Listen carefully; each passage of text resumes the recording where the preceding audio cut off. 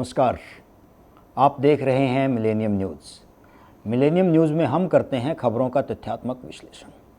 हरियाणा में बदलाव हुआ तो क्या बदलाव होगा, वास्तव में क्या बदलाव होगा, क्या बदलने वाला है। सबसे पहले आप समझ लीजिए कि भारत में चुनाव किस तरह से होता है और भारत में चुनाव का महत्व क्या है, बदलाव किस तरह के होते हैं। यदि हम भारत देश की बात करें या हरियाणा की राजनीति की बात करें तो यहाँ पे जो चुनाव होता है उसमें बदलाव का अर्थ होता है किसी सिक्के के टॉस करने के जैसा। जैसे आपने कोई सिक्का उछाला, उसमें हेड आया या टेल आया। हेड आया मान लीजिए वो एक पार्टी का डिनोट करता है, टेल दूसरी पार्टी से संबंधित है, तो सिक्का उछाला, उछलने पे या तो हेड आएगा या टेल आएगा। हेड आया तो एक पार्टी के लोग खुश हो जाएंगे, भैया हमारी सरकार बन गई। टेल आया तो दूसरी पार्टी के लोग खुश हो जाएंगे, भैया हमारी सरकार बन गई, और लोग कहेंगे कि बदलाव हो गया। लेकिन वास्तव में बदलाव नहीं होता है। क्यों नहीं होता है? क्योंकि सिक्का जिस मेटल से बना वो मेटल वही है, हेड में भी वही है, टेल में भी वही है। तो ये जो बदलाव होते हैं ये भ्रमित कर देने वाले बदलाव होते हैं। वास्तव में न तो सिस्टम बदलता है, न ऑफिसर बदलते हैं, और न ही उन नीतियों को, प्रदेश की नीतियों को बनाने वाले जो दिमाग होते हैं वो भी परिवर्तित नहीं होते हैं। वो वही लोग होते हैं जो पहले से पॉलिसी मेकिंग का काम करते हैं। सिर्फ स्ट्रक्चर चेंज होता है, चेहरे बदल जाते हैं और हमें लगता है कि बदलाव हो गया है। ये वास्तविक बदलाव नहीं होता है। ये बदलाव सिर्फ चेहरों का बदलाव होता है, ये व्यवस्था का बदलाव नहीं है। आप समझ सकते हैं कि हमारे यहाँ पे बदलाव का अर्थ सिर्फ ये हो गया कि हमने चेहरे बदल दिए। इसके लिए आप जो है पॉलिटिकल पार्टीज के घोषणा पत्र देखिए। कोई भी पॉलिटिकल पार्टी घोषणा पत्र डिक्लेयर करेगी। एक पार्टी मान लो घोषणा पत्र डिक्लेयर कर रही है, हम हरियाणा के अंदर 5 लाख लोगों को रोजगार देंगे। अब 5 लाख लोगों को रोजगार देंगे, कब देंगे कोई तारीख नहीं बताएंगे। कुछ ऐसा ही समझ लो जैसे एक कैंपेन चला था पहले कि मंदिर वहीं बनाएंगे पर तारीख नहीं बताएंगे। ठीक वैसा ही समझ लीजिए आप, ये 5 लाख लोगों को रोजगार मिलेगा, कब मिलेगा कोई तारीख नहीं, कब तक मिल जाएगा कुछ भी नहीं है, बट मिलेगा।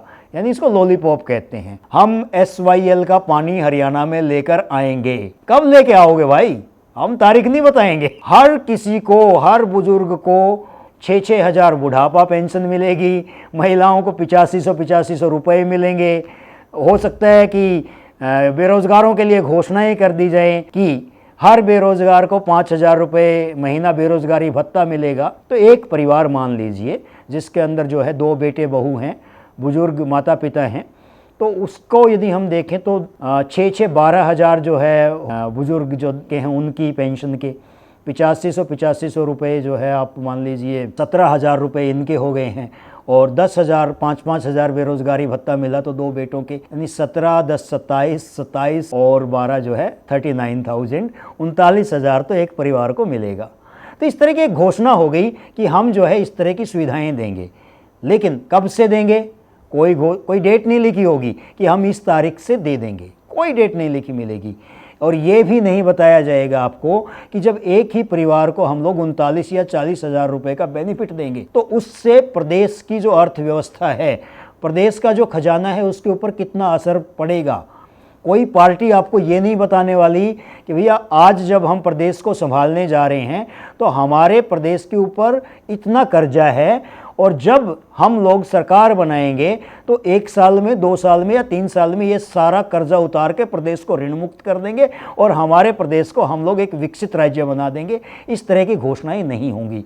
जितनी भी घोषणाएं होंगी वो सब क्या होंगी, भविष्य काल की होंगी। हम ऐसा करेंगे, ऐसा करेंगे, ऐसा करेंगे, कोई उसकी तारीख मेंशन नहीं होगी। तो इनको आप जो है इस तरह की घोषणाओं को खोखले वायदे बोल सकते हो। चीज़ें ऐसी होनी चाहिए कि सर्टेन होनी चाहिए कि इस तारीख में ऐसा होगा, इस समय में ऐसा हो जाएगा, और जिस दिन से इस तरह की चीज़ें होंगी उस दिन से राजनीति देश की बदलने लगेगी। ऐसा पहले हुआ है। यदि आप 1996 का चुनाव देखें तो चौधरी बंसीलाल जी ने ये कहा था कि मेरा मुख्यमंत्री बनते ही पहला काम, पहली कलम से हरियाणा में दारू बंद करना होगा, और उन्होंने ऐसा ही किया। मुख्यमंत्री की शपथ लेते ही पहला काम जो उन्होंने किया, पहले कलम से हरियाणा में पूर्ण शराबबंदी लागू कर दी। तो उसके बाद फिर जो है एक जंग छिड़ गई, एक युद्ध हो गया स्वच्छ राजनीति का। अपना कमिटमेंट, अपने वायदों को पूर्ण करने वाली राजनीति का युद्ध हो गया शराबियों के साथ। और दोस्तों, इसको कलयुग का प्रभाव कहो या फिर समाज में नैतिकता का पतन, जीत शराबियों की हुई और चौधरी बंसीलाल जी हार गए। और हार नहीं गए, उन शराबियों ने उनकी पार्टी का वजूद ही मिटा दिया हरियाणा से। अब हम बात कर लेते हैं आज की परिस्थितियों में यदि शराब का नाम आया है तो हमारे कट्टर ईमानदार नेता का नाम भी उल्लेख करना भी जरूरी है। अपना वजूद बचाना कोई अपराध नहीं है। चौधरी बंसी लाल जी का वजूद इसलिए खत्म हो गया था हरियाणा विकास पार्टी का कि उन्होंने शराबबंदी लागू की, उन्होंने बेवड़ों को नाराज किया। लेकिन जो कट्टर ईमानदार नेता हैं उनको ये चीज़ समझ में आ गई, उन्होंने विश्लेषण कर लिया, उन्होंने जिस जमात के अंदर इतनी ताकत है जो एक सरकार को गिरा सकती है, जो मुख्यमंत्री को पद से हटा सकती है, मैं उसको कभी भी नाराज़ नहीं करूँगा। तो उन्होंने उस वर्ग के बारे में सोचा, उस वर्ग को सुविधाएं देने के बारे में सोचा, एक के साथ एक फ्री की स्कीम लेके आए। और अपने वजूद को बचाना, अपने वजूद की रक्षा करना मेरे ख्याल से कोई भी अपराध नहीं है। उन्होंने जो किया वो सही किया, क्योंकि सरकार की मजबूती के लिए ऐसे कदम उठाना ज़रूरी होता है। बाकी आपकी व्यक्तिगत राय आप बता सकते हो। हम बात कर रहे हैं कि वायदे निभाने की राजनीति का क्या हासिल होता है आज के। तो दूसरी बात जो है, हम एक यहाँ पे एक और उल्लेख करना चाहेंगे कि जो घोषणा पत्र होते हैं वो घोषणा पत्र सिर्फ एक ढकोसला मात्र कह सकते हो, एक लॉलीपॉप कह सकते हो, जिसके अंदर तथ्य पूर्णता से नहीं बताए जाते। उसके अंदर कभी ये नहीं बताया जाता कि हम लोग जो फ्री की स्कीम चलाएंगे उस फ्री की स्कीम से हमारे राज्य के ऊपर कितना कर्ज बढ़ेगा, वो कर्ज कहाँ से आएगा, उसके रिसोर्सेज क्या होंगे, मेहनत कश लोगों के टैक्स से जो पैसा दिया जाता है उससे हम देंगे, पार्टी के फंड से देंगे। और आज जो है यदि आप ये सोच के खुश हो रहे हैं कि हमें जो है घर बैठे बुढ़ापा पेंशन जो है 6,000, 8,000 या 10,000 मिल जाएगी, महिलाओं को बेरोज़गारी भत्ता मिल जाएगा, 15 से 20,000 भी मिल जाएगा, यदि युवा हैं उनको बेरोज़गारी भत्ता मिल जाएगा, तो ये जो पैसा आपको मिलेगा तो वो पैसा कहाँ से आएगा? क्या प्रदेश का कर्ज आपका कर्ज नहीं है? यदि आपका प्रदेश ही आर्थिक स्थिति उसकी खराब हो गई तो आपका जीवन किस तरह से अच्छा हो सकता है? क्या हम सोचते हैं? ये बहुत ही एक तरह से हमारा नैतिक पतन हो गया। हम सोचने लगते हैं कि हमें फ़ायदा होना चाहिए, बाकी सब चीज़ें जाएँ भाड़ में। तो इस सोच को बहुत बदलने की ज़रूरत है, क्योंकि ये सोच ऐसी सोच है जो कि पूरे राज्य को लेकर बैठ जाती है। हमारे राज्य के प्रति हमारी भी जिम्मेदारियां हैं, बदलाव के लिए चुनाव करते हैं। आज के समय में कुछ मुद्दे हैं। सबसे पहला मुद्दा है बेरोजगारी का। आपसे पूछना चाहता हूं, आप जवाब दे के बताइए, कमेंट करके बताइए, क्या रोजगार का मतलब सरकारी नौकरी होता है? क्या जो लोग रोजगार, जिनको सरकारी नौकरी है वही रोजगार वाले हैं, बाकी सब बेरोजगार हैं? तो बेरोजगारी जो होती है स्टेट ऑफ माइंड है, ठीक है। बेरोजगारी, यदि हम लोग सिर्फ एक रोजगार मांगते हैं सरकार से कि आप सरकारी नौकरी दे दो और सरकार ने नौकरी दे दी तो वो रोज़गार दे दिया, सिर्फ वही नहीं है, वो तो एक बहुत छोटा सा दायरा है। हम खुद अपने आप को रोज़गार दें, हम खुद अपने आप को इस काबिल बनाएं कि हम लोग न केवल अपने आप को रोज़गार दें बल्कि हमारे समाज के दूसरे लोगों को भी रोज़गार दें, और हम पूरे वर्ल्ड के लिए अपॉर्चुनिटी क्रिएट करें। हमें वो माहौल बनाने की ज़रूरत है, उसी समय हमारी डेवलपमेंट होगी। अगर हम सिर्फ नौकरी मांगेंगे तो भैया, आज के समय में वास्तविक परिस्थितियाँ बताता हूँ। आप किसी भी ढंग के शहर में यदि रहना चाहते हो, आप ये चाहते हो कि कामयाब होकर मैं मेरे बच्चों को अच्छे स्कूल में पढ़ा लूँ, अच्छे शहर में घर ले लूँ, तो आप ये मान लो कि 4 से 5 करोड़ रुपए से कम किसी शहर में ढंग का घर नहीं आता है। जब आप सरकारी नौकरी करते हो, आपने अच्छी नौकरी की, तो आपको 1 साल के अंदर कितना पैसा मिलेगा? आपको 10 लाख रुपए मिलेंगे। 10 साल में आपको 1 करोड़ मिलेगा। आप 30 साल नौकरी करोगे, आपको 3 करोड़ रुपए मिलेंगे। उस 3 करोड़ में से ये मान लीजिए कि करीब करीब 1.5 करोड़ रुपए आपका खर्च हो जाएगा, आपके रहने में, खाने पीने में, बच्चों की शादी में। आपके पास 1.5 करोड़ रुपया मिलेगा, और उस 1.5 करोड़ रुपए के अंदर आप अच्छी जगह पर अच्छा मकान नहीं ले सकते, और आप जो है अपने बच्चों को अच्छे स्कूल में नहीं पढ़ा सकते हो। तो सरकारी नौकरी को यदि आप रोज़गार मानते हो, हाँ वो रोज़गार है, लेकिन वो रोज़गार का वो हिस्सा है कि यदि आपने वो प्राप्त भी कर लिया तो आपके बच्चे संघर्ष करेंगे, और उसके बाद फिर जो है आप खुद भी संघर्ष करोगे, और आप कहीं ना कहीं फ्रस्ट्रेटेड हो जाओगे कि मैंने मेहनत भी की, मैंने उम्र भी लगाई, लेकिन जो रिवार्ड मुझे मिलना चाहिए था वो रिवार्ड नहीं मिला। तो बेरोज़गार हम तब तक हैं जब तक हम लोग रोज़गारशील बनने के प्रयत्न नहीं करते, जब तक हम कोशिश नहीं करते। और यदि आप ये सोचते हो कि सरकारी नौकरी ही एक रोज़गार है, तो वो रोज़गार है, लेकिन वो एक बहुत ही सीमित स्तर पर रोज़गार है, वो व्यापक स्तर पर नहीं है। तो आपको जो है वास्तव में उस चीज़ का हिस्सा बनना पड़ेगा जहाँ पे आप अपने परिवार को वो चीज़ें दे सकते हो जो सरकारी नौकरी करके आप कभी नहीं दे सकते। यदि आपने सरकारी नौकरी कर ली और फिर भी आपकी इच्छाएं हैं कि मुझे बहुत ख़ास सुविधाएं देनी हैं, तो भैया आपकी सैलरी तो कम है, आपकी डिमांड ज़्यादा है, कुछ ना कुछ तो आप गैर कानूनी है, नैतिक या फिर कुछ ना कुछ तो ऐसा करोगे कि जिसकी वजह से आपको नीचा देखना पड़ेगा या हो सकता है आपको अपनी ही नज़रों में गिरना पड़े। तो मैं ये चाहूँगा कि रोज़गार जो है उसके लिए देश में ऐसा माहौल हो कि हम लोग हमारे उद्यम को, हमारे व्यापार को और हमारी ग्लोबल अपॉर्चुनिटीज़ को बढ़ा सके, जिससे हम हाथों के लिए रोज़गार पैदा कर सकें और जो सरकार तनख्वाहें देती हैं उससे बढ़िया तनख्वाह देने वाले रोज़गार पैदा करके दे सकें। और हम लोग ऐसा माहौल पैदा करें कि हम लोग जो है बिजनेस लीडर हों, हम लोग सिर्फ 2 टाइम की रोटी के लिए जो है रोज़गार मांगने वाले ना रहें। इस तरह की मेरी व्यक्तिगत सोच है, आप अपनी सोच से परिचित करा सकते हो। बेरोजगारी के बाद हरियाणा में सबसे बड़ा मुद्दा है किसानों की खराब स्थिति का। भैया मैं किसान परिवार से हूँ, 5-6 साल की उम्र में खेत के अंदर जब नुड़ा करते थे और कसौले से पैर कट जाता था तो हमारा ट्रीटमेंट क्या होता था, एक रेप्टा मार के कह देते थे, पहली बात तो कसौला खा लिया पैर में, फिर कहते थे भाई ऐसा है इस पर मूत ले और माटी घेर ले, ये हमारा ट्रीटमेंट होता था।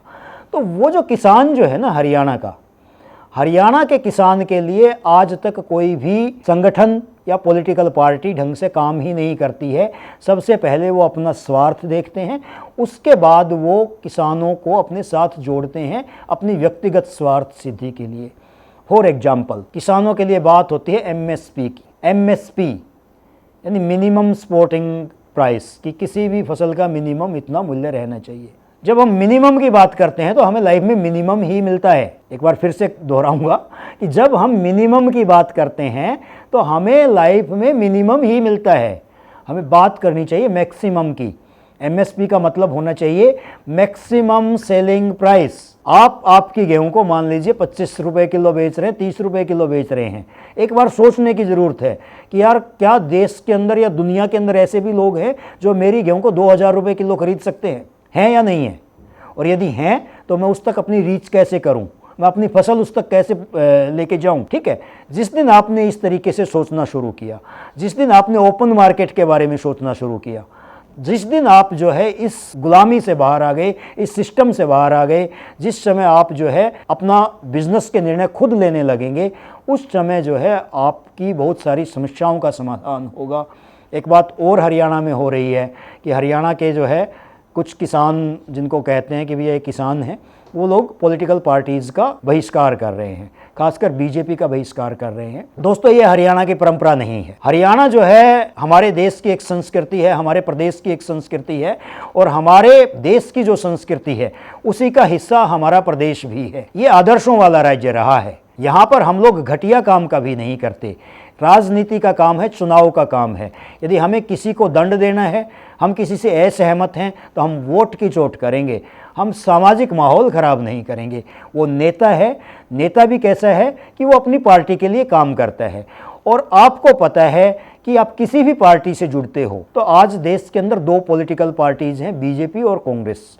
उनके जो मुख्यमंत्री होते हैं वो उनके एजेंडा के अनुरूप काम करते हैं। यदि हम बात करें कि भाई हम जो है हरियाणा के अंदर किसान आंदोलन हुए, तो क्या हरियाणा के अंदर 10 साल में किसान की हालत ख़राब हुई है?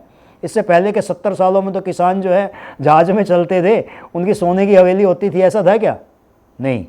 किसान की हालत इसलिए ख़राब है कि किसान जो है भरोसा करना जानता है और वो गलत आदमियों पे भरोसा करता है, जिनको वो सोचता है कि ये मेरे लीडर हैं, ये मेरे नेता हैं, वो वास्तव में अपने स्वार्थ के लिए उनका यूज कर ले। तो किसान के प्रति मैं कहना चाहूँगा कि आपका जो खेती का काम है उसमें बहुत स्कोप है, बट हमें जो है उन लोगों से बाहर निकलना होगा जो लोग एक तरह से हमारे पुरुषार्थ के ऊपर, हमारे परिश्रम के ऊपर अपना कब्जा जमाए बैठे हुए हैं। उस चंगुल से हमने अपने आप को बाहर निकाल लिया। तो आज के समय में ग्लोबल जब सब चीज़ें कनेक्ट होती जा रही हैं तो अपॉर्चुनिटीज़ की कमी नहीं है। मैंने बेरोज़गारी की बात की, मैंने किसानों के मुद्दों की बात की। उससे अलग जो है एक और मुद्दा है देश के अंदर, वो होता है बेसिक फैसिलिटी। बेसिक फैसिलिटी कैसी मिलेंगी? अगर बदलाव हुआ तो कैसा होगा? भैया अभी जो कैंडिडेट डिक्लेयर किए गए हैं, वो चाहे भारतीय जनता पार्टी हो चाहे कांग्रेस पार्टी हो, इतनी डरी हुई हैं दोनों की दोनों पार्टियां कि उन्होंने जो है इलेक्शन के मूवमेंट के लास्ट डेट के ऊपर अपने कैंडिडेट डिक्लेयर किए हैं ताकि भगदड़ से बच सकें, नुकसान से बच सकें। जो डरी हुई पार्टियां होती हैं वो कभी आपको अच्छा नेतृत्व नहीं दे सकती। जो डरे हुए लोग होते हैं वो आपके प्रदेश के लिए कुछ नहीं कर पाएंगे। कैंडिडेट को ही नहीं पता मेरे को टिकट कहाँ से मिलेगा, मिलेगा भी नहीं मिलेगा। तो हमें जो है इन चीज़ों का विरोध करना चाहिए और हमें सामाजिक रूप से सब खाप पंचायतों को इकट्ठा होकर ऐसी व्यवस्था करनी चाहिए कि भैया हमें 6 महीने पहले अपने अपने कैंडिडेट दे दो। बीजेपी आप भी अपने कैंडिडेट दे दो, कांग्रेस आप भी दे दो, जो निर्दलीय हैं आप भी दे दो, और उन 6 महीने के अंदर उनकी परफॉर्मेंस पे नज़र रखें और फिर हम सब हमारा भाईचारा इकट्ठा होकर हमारी खाप पंचायतें ये डिसाइड करें कि भाई ये 6 महीने तक ये दावेदार थे, इनमें से इन लोगों ने काम अच्छे किए हैं और काम के आधार पे इस कैंडिडेट ने अच्छा काम किया है तो हमें इनके साथ जाना चाहिए। तो इस तरह का यदि हम माहौल करेंगे तो फिर जो है अच्छा काम होगा। और जो आज के समय में पार्टी किसी को भी कैंडिडेट डिक्लेयर कर लेती है, हम उसके पीछे लगते हैं, वो चाहे हमारे हलके का हो चाहे ना हो, उसको हमारी समस्याओं से कोई लेना देना हो चाहे ना हो, हम झंडा उठाया उसने और उसके पीछे लग लिए, तो ये हमारी गलती है। इसको हमें दुरुस्त करना पड़ेगा, हमें सुधार करना पड़ेगा। लोकतंत्र के पर्व में हमें सबका सम्मान करना पड़ेगा। हम वोट उसको देंगे जिसको हमारा दिल चाहेगा, जो हमारी समस्याओं का समाधान कर सकता है, लेकिन हम सामाजिक बहिष्कार किसी का भी नहीं करेंगे। एक और बात हम करते हैं महंगाई की। यदि कमाई बढ़ेगी तो महंगाई भी बढ़ेगी, और महंगाई बढ़ेगी इसके लिए हमें अपने आप को मेंटली प्रिपेयर रखना है, मानसिक रूप से तैयार रखना है। आने वाले समय में महंगाई बढ़ेगी, इसके लिए हमें हमारे जो इनकम के सोर्सेज हैं, जो हमारे आय के स्रोत हैं, वो बढ़ाने पड़ेंगे। और यदि हम ये सोचते हैं कि हम हमारे आय के स्रोत ना बढ़ाएं, महंगाई कम हो जाएगी, तो वो हमारी गलत सोच है, उसका हमें दुष्परिणाम भुगतना पड़ सकता है। एक चीज़ और है जिसके बारे में मैं आज बात करना चाहूँगा, वो है पेंशन स्कीम। गवर्नमेंट एम्प्लॉई जो है उनको आजकल पेंशन नहीं दी जाती और वो खासे नाराज़ होते हैं। भैया पेंशन के बारे में मैं आपको बताऊँ, ये जो महंगाई है, ये जो पेंशन है, ये जो मुद्दा है, ये हमारी इकोनॉमिकल मैनेजमेंट का पार्ट है। हम हमारा आर्थिक प्रबंधन किस तरह से करते हैं, हमें हमारा आर्थिक प्रबंधन इस तरह से करना चाहिए कि हमारी जो एज होती है 20 साल से लेकर 40 साल तक, उस एज में हम लोग कठिन परिश्रम करते हैं, मेहनत करते हैं, तो हमें इस तरह की चीज़ों में अपने आप को झोंक देना चाहिए कि उस समय हम लोग पैसा कमाने के लिए मेहनत करते रहें, परिश्रम करते रहें, साथ के साथ हम लोग अपनी चीज़ों के अंदर इस तरह की इन्वेस्टमेंट करें कि जब हमारा शारीरिक रूप से हम लोग श्रम कम कर पाएंगे तो हमारे पास ऐसे रिसोर्सेज होने चाहिए जो बुढ़ापे में हमारा सहारा बन सकें। यानी हमें एक अच्छी फाइनेंशियल प्लानिंग करने की ज़रूरत है, जिसका कि हमारे देश में बहुत अभाव है। यदि हम हमारी फाइनेंशियल प्लानिंग कर लेंगे तो हमारी बेरोज़गारी, महंगाई और बुढ़ापे में क्या होगा, इन सब समस्याओं का हमें सलूशन मिल सकता है। ये मेरी निजी राय है और मैं आपको भी जागृत करना चाहता हूँ कि आप सिर्फ सरकार से उम्मीद मत करो कि सरकार जो है वो आएगी और आपकी समस्याओं का समाधान कर ले। हमें हमारी समस्याओं का समाधान खुद ही करना होगा। इससे अलग जो मैं बात करूँगा वो करूँगा हमारी बेसिक फैसिलिटी की। हमारी सड़कें, बिजली, पानी, सीवरेज, ये जो चीज़ें हैं, इसके लिए हमें सरकार के ऊपर दबाव बनाना चाहिए। सभी को इकट्ठा होकर दबाव बनाना चाहिए कि भैया आप हमारी सुविधाएं दुरुस्त करो। इस तरह की सुविधाएं हमारे देश में होनी चाहिए। हमारे पास अच्छी सड़कें हों, अच्छे हॉस्पिटल्स हों, इक्वल एजुकेशंस देने वाले अच्छे स्कूल हों और फॉरेन इन्वेस्टमेंट को अट्रैक्ट करने वाली बहुत सारी अपॉर्चुनिटीज़ हों। इस चीज़ का हमें देश पे दबाव बनाना चाहिए। अगर हम इसी तरह का दबाव बनाएंगे सरकार के ऊपर तो सरकारें काम करेंगी, नहीं तो सरकारें डिवाइड एंड रूल करेंगी, हमें बांटती रहेंगी, हम लोग बढ़ते रहेंगे। परिणाम वही होगा बदलाव का कि जिस तरह से हम सिक्का उछालते हैं तो हेड आता है या टेल आता है। हेड जब होता है जिसकी फेवर में आता है वो खुश हो जाते हैं, और जब टेल आता है तो दूसरे लोग खुश हो जाते हैं, भैया चेंज हुआ है। लेकिन सिक्का वही है भैया, सिक्का वही है, कुछ नहीं बदला है। तो जो कुर्सी है, वो कुर्सी का स्ट्रक्चर, उस कुर्सी को चलाने वाली मशीनरी, उसका सिस्टम वही सब पुराने ढर्रे का है, उसमें कोई बदलाव नहीं होता। और वो यदि हम चाहते हैं कि आमूल चूल परिवर्तन हो तो उसके लिए नई व्यवस्था लागू करनी होगी। वो कर सकते हैं आप और हम देश के वो लोग जो अपने पुरुषार्थ से इस देश को सींचते हैं। हम देश के वो लोग जो अपनी मेधा से उज्जवल और सशक्त भारत का सपना देखते हैं।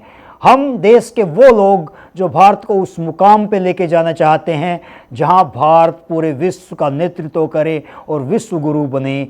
हम सबको एक साथ आना होगा, परिवर्तन करना होगा। तो दोस्तों, ये था कि यदि बदलाव होता है तो बदलाव किस तरह का होता है। इससे अलग एक बात और है कि हम गुरुग्राम से हैं और यहाँ पे राजनीतिक माहौल क्या है।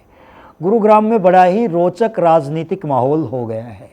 पहली बार ऐसा हो रहा है जहाँ पे राजनीतिक द्वेष नहीं है, जहाँ पे अभद्र भाषाओं का प्रयोग नहीं हो रहा है।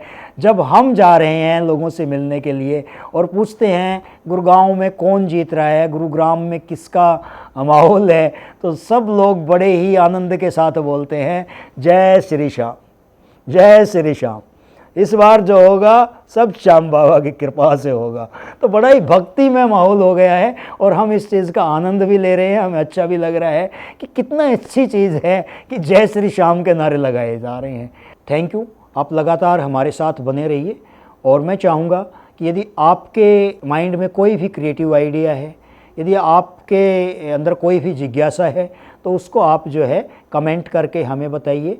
हमें एक टीम बनानी है ऐसे लोगों की जो हमारे हरियाणा को उन्नत बनाए, जो हमारे भारत को भी विकसित बनाए, और जहाँ पे ऐसे दर्शक जुड़े हमारे साथ जो कि देश की और प्रदेश की समस्याओं का समाधान कर सकें। इस तरह का हम उद्देश्य लेके काम कर रहे हैं। यदि आपने अभी तक हमारे चैनल को सब्सक्राइब नहीं किया है तो आप हमारे चैनल को सब्सक्राइब कीजिए, इसको लाइक कीजिए, और यदि आपको हमारा कंटेंट पसंद आ रहा है तो अपने ज़्यादा से ज़्यादा दोस्तों के साथ इस वीडियो को शेयर कीजिए। थैंक यू, धन्यवाद।